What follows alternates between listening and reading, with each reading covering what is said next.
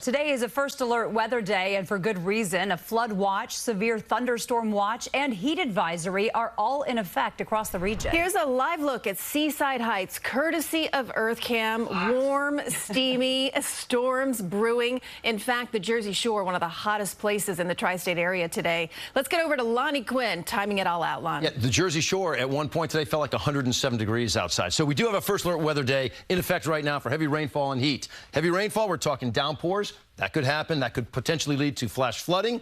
And even some of the storms, unlike yesterday, the storms that kick in today could possibly be severe, causing some wind damage. We've already seen some wind damage in western portions of New Jersey earlier today. I'll show you that in just a moment. But the heat. A lot of folks feeling like 100 degrees or above. In terms of the watch, and this is a severe thunderstorm watch, shaded in yellow, it's in place until 9 p.m. tonight, well north, sort of north of 287. You're not under the watch, and also the east end of Long Island, not under the watch. But the big line of storms still off to our west, around, say, Allentown, approaching Philadelphia. A couple of poppers are ahead of it. We can zoom in tight. I'll show you one out on Long Island.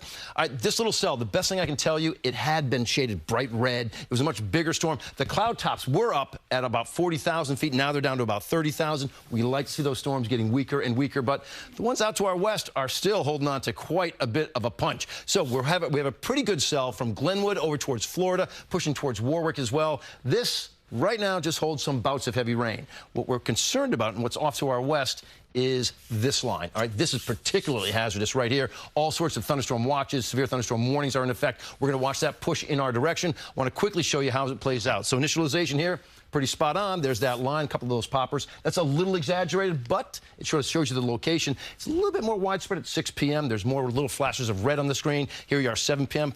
hanging out right over the city, and then it's basically gone by about 10 or 11. So that bodes pretty well for your nighttime hours and tomorrow. So late night, just a leftover downpour. It's humid as you go through the overnight. 74 will lead to a high temperature tomorrow of 88. Overall, a better day. It still feels like 90 or above. The downpour chance is a straight chance tomorrow, primarily south of New York City. I'll talk about that a little bit later, but right now, ladies, it's all yours. This is what it feels like to live in South Florida, yeah. Right? Exactly. 107 that is what it feels like.